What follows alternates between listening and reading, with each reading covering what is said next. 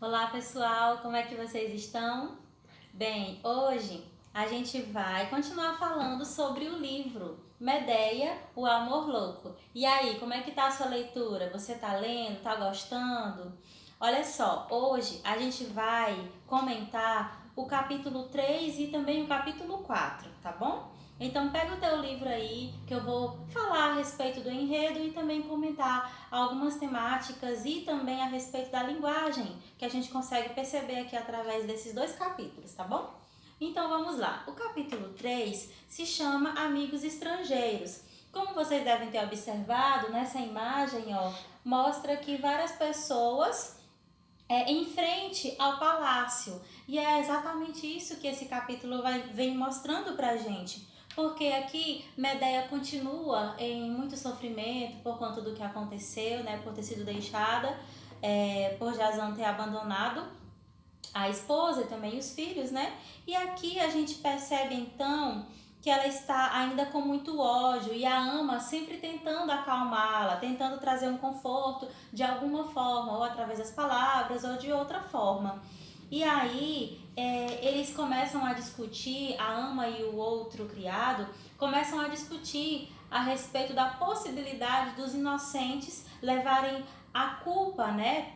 Receberem aí algum tipo de castigo pagando pelo erro do outro.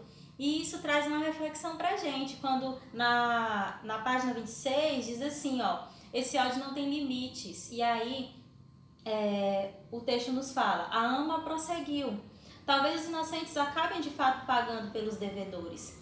E muitas vezes existe esse medo realmente, né, dos inocentes pagarem pelos devedores. Não somente aqui na história de Medéia, mas na vida de modo geral. Porque a gente sabe que a corda, né? Ela sempre arrebenta do lado mais fraco.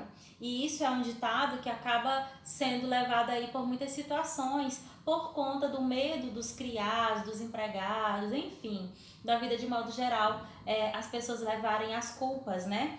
Então, nesse capítulo a gente já pode fazer essa reflexão a respeito de como que muitas vezes na vida as pessoas acabam levando culpa por outras, né? Ou seja, acaba a gente aí sendo injustiçada pelo erro de outras pessoas, tá? E aí depois eles vão conversando, a ama e o ancião, até que eles decidem ir lá fora para perceber as pessoas que estão lá, porque elas estão achando estranho aquela gritaria, aquele choro, aquelas lágrimas, né? E querem saber o que está acontecendo. Então a ama diz a eles: digo o que sei, Jasão não divide o leito com Medéia. E minha senhora morre aos poucos, sem que ninguém possa socorrê-la. Então aqui a gente percebe uma das marcas do livro, que é a presença também das metáforas. Quando ela coloca, e minha senhora morre aos poucos. Portanto, o uso do verbo morrer aqui, né, mostrando a situação em que Medéia se encontra, acaba sendo uma metáfora, porque ela não estava efetivamente morta, né? Mas ela estava sofrendo muito por conta do que aconteceu, tá? E aí, outra frase que eu acho muito interessante, que tem aqui na página 27, não sei se você chegou a grifar, mas que chamou a minha atenção, é quando diz assim, o que acontece não é segredo, a casa continua aqui, onde sempre esteve, o lá é que não mais existe, que é uma fala da ama. E aqui é exatamente a frase que mostra a diferença entre casa e lar, né? Porque a casa é o local físico, né? E o lar é o local que a gente compreende como a formação familiar, as pessoas que estão lá. Então a gente tem que perceber nesse caso o quanto que essa frase é forte, né? E remete aí à ideia da família. Quantas vezes nós estamos em uma casa, mas que não é um lar? Porque falta ali a união, falta ali a junção entre marido, esposa, filhos, enfim. E aqui a gente percebe que a ama traz essa reflexão por meio da fala dela, né? Onde diz que existem muitas vezes casas, mas lá não existem lares. E o que de fato deve existir são os lares, né? E aí o livro continua falando a respeito da dor, da vergonha que Medéia está sentindo, do quanto ela está chateada com tudo que está acontecendo. E aí ela fala também a respeito, ela começa a dialogar com as pessoas que estão lá fora, mas isso de nada muda, né? E sempre com uma linguagem bem coloquial, clara, porque nós conseguimos compreender todas as palavras que o autor nos coloca aqui em seu texto, certo? E no capítulo 4, a gente então tem a visita das mulheres de Corinto.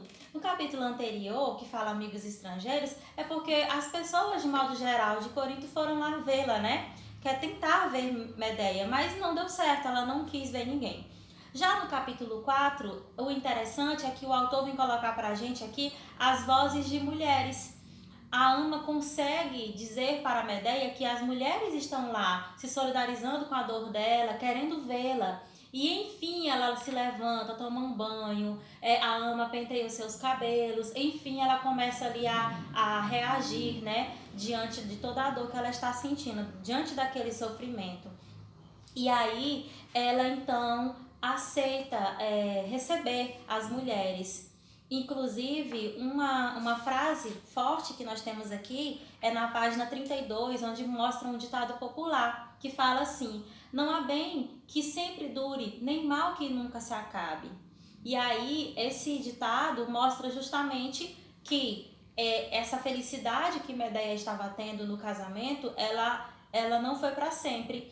E aqui, a Ama lembra que esse mal ele também pode acabar, para que Medeia não fique ali amargurada para sempre, né? Jogada como se isso não fosse mudar um dia. Então, Medeia diz assim, ó, no capítulo 32, na página 32, perdão, diz assim: Jazão não foi o primeiro infiel, quem sabe? Quantos daqueles que vieram à porta do palácio, falando em me confortar, também não traíram suas esposas? Então aqui ela coloca a fala, sendo, até anotei aqui no meu livro, Medeia Sincera, né? Colocando aqui em evidência o que ela achava mediante aquelas pessoas que tinham ido lá tentar consolá-la em frente ao palácio no capítulo anterior, sabendo que no fundo também eles poderiam ter feito a mesma coisa que Jazão fez, né? Então ela coloca essa fala e depois ela decide receber as mulheres, porque ela então percebe que são as mulheres de Corinto querendo vê-la e ela aceita isso. E elas começam a conversar, falar palavras confortantes para ela e nessa conversa existem muitas frases reflexivas a respeito do papel da mulher. Então é interessante porque é um texto de uma tragédia, né? Como a gente vê, uma tragédia grega, aqui adaptada pelo autor Luiz Galdino, e que nesse capítulo, As Mulheres de Corinto, a gente percebe que o autor coloca em evidência o discurso feminino, dando voz para Medeia e também para as mulheres que foram visitá-la. Então a gente vê aqui, por exemplo, elas falam, Medeia fala: nós mulheres, na página 34, nós mulheres somos os seres mais desprezíveis da criação. Primeiro precisamos oferecer um rico dote para conseguir um marido, e assim conquistamos, na verdade, um senhor que nos mantém presas à sua rédea, tal como sua montaria. E aí, depois ela fala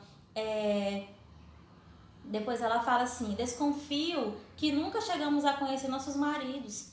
Eu me julgava feliz, a mais feliz das mulheres. Deixei meu país, parentes, amigos. Vejam agora o que restou de mim.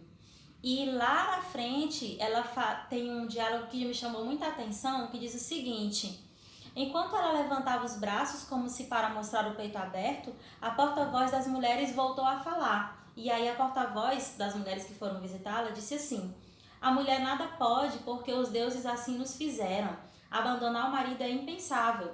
Ele, porém, não pensará duas vezes para tomar essa decisão. E aí depois fala assim, ela responde: não, não, 1000 vezes não. Não me digam que ele tudo pode e eu nada posso. Então ela fala: não me digam que eu nada posso, porque eu não aceito, não posso aceitar. A mulher pode ser fraca, mas quando seu leito é manchado, somente o sangue do traidor pode levar à imundície. Forte, né? Então ela deixa claro que ela não é fraca não, ela tá ali sofrendo, prostrada, mas que existe uma força nela e que ela quer mostrar. E o autor coloca essa força por meio do discurso, o que acaba trazendo também uma força para as mulheres hoje, quando a gente pensa na reflexão da mulher do século XXI, que muitas vezes é considerada hoje forte, né, à medida que consegue tomar suas decisões e que consegue ser mais empoderada e etc, tá bom? Então, gente, fiquem com Deus. Na próxima aula a gente continua refletindo sobre o livro e espero que vocês estejam gostando da leitura. Tchau, tchau!